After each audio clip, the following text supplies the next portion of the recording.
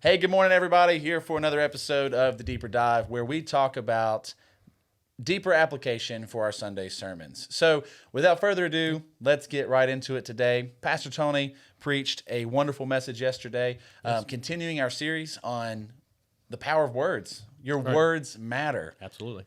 Billy, talk about your thoughts from yesterday.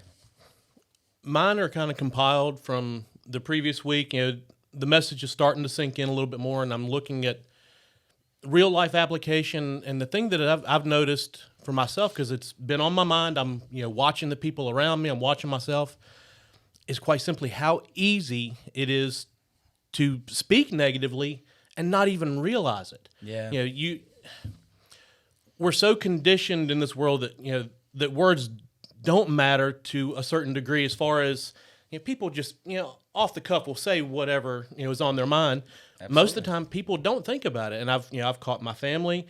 Just even the simplest thing, they'll be like, "Oh, well, I just like Pastor, I don't feel good today." I'm like, "Stop! What are you doing? This is the morning. Your day is going to be great. Proclaim it. Don't think all this negative." And then I'll catch myself doing it, but it happens just like that. You don't think about it, and then there it is, and you've set the tone, behind the scenes for what might be that for whatever you just negatively proclaimed for the whole day. That's exactly right. I mean that's a lot of what I got to, and continuing on a thought that we expanded on last week. How many areas in my life do I really do this thing? Where in my life, if I just laid out every category of my life, like category 1, 2, 3, 4, and all the categories, however many categories, let's say you got 30 categories. How many of those are you speaking life in, and how many are you speaking death in? How many are you breaking up in percentage? Maybe I speak 50% life in this category and 50% death in this category. Right. And he was sharing the scriptures that life and death's in the power of the tongue. Absolutely. He really went after, because it's one of the biggest examples of this. He went after healing. And I can tell you right now, I know that I'm guilty of this preconditioning of culture, because it's been a few weeks ago, but my mom asked me to come lift a piano, and I helped them move a baby grand piano. And after moving this piano, no one communicated, no one worked together, no one lifted with their knees. Everybody's backs got thrown out. Yes, even at 26, you can throw your back out. So I throw my back out, and the next day, you hear me saying things like, "Man, my back is killing me today." And I even told you that. I told Pastor Tony that here in the office. It's like, "Man, my back is killing me." And, he didn't say anything, because Pastor Tony has grace. Thank you, Pastor. But I find myself doing this all the time. I find myself doing it. But you know what got me in the sermon? What got me is when he starts talking about Romans 8, he starts really honing in on this heart and mouth combo thing. You remember that? So Yep. This is kind of where I wanted to take a minute and we're just going to briefly touch this, and then we're going to talk about how you apply this in your life. My thing that it nailed me. I grew up in church, and I know what to say. I grew up not just in church, but in a successful pastor's home, and that's key word: a successful pastor's home. Right. My father is a pastor. He's very anointed. He's a great leader, and he's an effective and efficient pastor. He knows what he's doing. And I see that, and today I look back all the time, and I'm like, man, he's such a good pastor. He's really good at it. So there's a lot of things that are second nature to me, including what you should say. So I'm on that side of things. I am on the side, and just to give context, Pastor Tony was pointing out that it's a heart thing, and then it's a mouth thing. What does it say? That those who believe in their heart and confess with their mouth that Jesus Christ is Lord. So that's kind of where he went for a second. He said Pastor Tony was teaching us that this is a principle that Paul was using for salvation, but it's applicable in every area of life per the power of words. So in my life, they'll just pick any category in your life, and Billy, your life, pick any category you want, and ask yourself, first and foremost, let's go in reverse order. Are you saying the right things?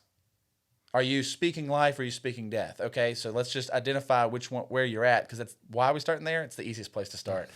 And then you have to get deeper. What I heard yesterday as Pastor Tom, this thing will air Tuesday, but what we heard on Sunday was that my personal thing that got me on Sunday is Pastor Tony's talking about the power of words, but the whole time I just kept hearing, it's a heart thing. It's a heart thing.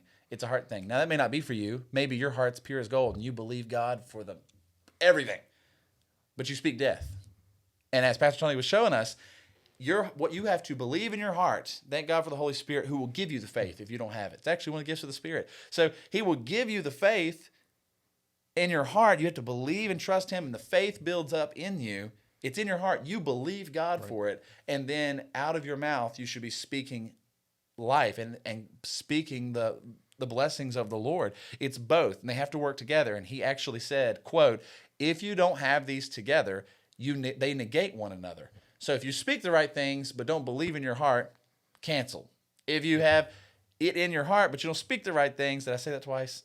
Or it's canceled. Or anyway, you get it. Both sides, whichever way you fall. Me personally, I'm the guy who knows everything to say, all the right answers. I'm not boastful. I'm being vulnerable. I know the right answers, but I'm guilty of sometimes not believing it in my heart. Right. And then not seeing some things happen in my life. Yeah. And I think the world is conditioned us to think that they are complete separate. Yep. They're not. No. Like he explained, they are very, very linked. People can say, well, yes, I believe, in God with all my heart. I have faith, this and that. But then they speak the other, and they think they're not related. And that's one of the biggest mistakes. Why is that? Like it starts with the word, and then what you said is it's from the heart. Yeah. But people act like, and I'm guilty myself. I consider myself, very faithful. I do everything that I can. Again, thank God for grace, because I don't always do what I should. Right. But just instinctively, you say something, even though your heart doesn't feel it, but yet it can creep in if you're not careful, and that's the danger. You're speaking to what he said about fear, and Pastor Tony was talking about this. Just I know we're trying not to do a review here, but you got to go listen to the sermon. He talks about for a second, if you let it into your heart, he goes in this order with it, and I think this is the perfect way to talk about this. Whatever you let into your heart, that will come out of your mouth. But you can get educated enough to change what comes out your mouth, but not change what's coming into your heart. So he's educating us, and I've been educated my whole life, so I know how to interrupt what's coming out of my heart. What I believe really in my heart is starting to come out, and then I have enough call it biblical education, if you will. I have enough Bible knowledge to be like, no, yes, you believe that in your heart, Aaron, but what you really should be saying is this. And I'm working it right there. That's like an exception to the rule, but what really happens is when you allow stuff into your heart, and if you're not exercising some kind of mental barrier, whatever's going into your heart is going to come out. Matter of fact, we can prove that. How many times have you got angry and you cut off the filter, and then out of anger you said something you didn't mean? You said, I didn't mean that. Yes, you did. Yes, you did. It came out of your heart. It's like, well, sometimes I say things I don't mean. You may not mean them in here, but you meant it here, or it wouldn't have came out of you. Oh my goodness! It has a source. It's there. I don't like thinking about that. No, that's true. I mean, that again, if you lay things out like we've said several times, if you lay it out on paper, it'll scare you to death if you really analyze what you are doing and what you should be doing. But that's part of growth. Billy is a proud advocate for looking at your own life on paper. It scares me to death to do it, but I think it's one of the keys, like I said, to growth. That's how because if you sugarcoat everything, you're never going to get to the root of it. No. So I guess that's where we can go. We're at like 9 minutes or something now. Let's just go here for a second, and then we'll wrap up. We don't need to beat this thing to death. Go watch the sermon. Go watch the sermon. Let Pastor Tony explain this to you, and let the Holy Spirit speak to you through this word. For us, me and Billy have been talking about it this morning. Here we are talking about it with you. Where in your life do you find yourself? This is the question from last week. For the series, where in your life do you feel like you're speaking the most life and where you're speaking the most death? What categories are you not? Is it not coming out right? Right. And now this week we're going deeper, and this is going to keep getting deeper. Man, where did that come from? Where did that come from? If you're speaking death and you've identified those areas, that's last week, Where did that come from? Because I mean, I kid you not, Billy. The only thing I could hear during the sermon was when he talked about the heart, and and I'm like, this is a heart issue. So your words matter, but your words come from your heart. Now you have the power to override them, like me. I can override them sometimes because if I take a moment and breathe, I can override what I'm feeling and say what I know I'm supposed to say. Right. But I feel something else. But if you get angry enough, you get hurt enough, you get broken enough, your brain has no power. And what is in you comes out.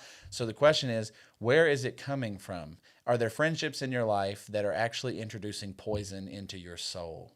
Are there work environments that you're in and that you can change, and maybe you need to stand up and start making some change so that you stop introducing the poison? Or maybe you don't need to work there because you're not as solid as you thought you were. I know some people, you can't change them. They're solid. Any environment. I'll tell you right now, there's some places that I just can't go. And I've accepted this about me for my own sake. Right. Like, you won't find me in certain places. And they're like, why don't you want to go? Because I don't like being in there. It makes me fall. At least in here, inside, in my mind, it's not worth it. So where in your life are you getting this information? What have you let in? Did you let in a bad report? Did you let in someone's criticism? Did you let in? It's okay to heed the warning of the world. It's okay to hear it, but not receive it, meaning don't let it take root in you. I've heard that bad doctor's reports, and it's okay to receive that and be proactive and stuff. Thank God for doctors. Right. But at the same time, you can't let it take root in you, because anything of this world is not of God. This is the rulers of the darkness of this world. God handed this world over to sin back in the beginning, right? So here we are, and anything that does not come from God and you let it take root in you, it is producing a fruit that is not of heaven. And scary. It is. Listen, we love you guys. Got any final thoughts? Be mindful of your surroundings. Yeah. Be mindful of your environment, the people that are in it. Guard your heart, and guard it with your words. Most important thing. Yeah. Guard it. Yeah, guard it with your words. I like that. And just be thankful for grace. Do your best, and analyze what you're doing, and pray for guidance all the way. Absolutely. Listen, we love you guys. This is the Deeper Dive. We're out.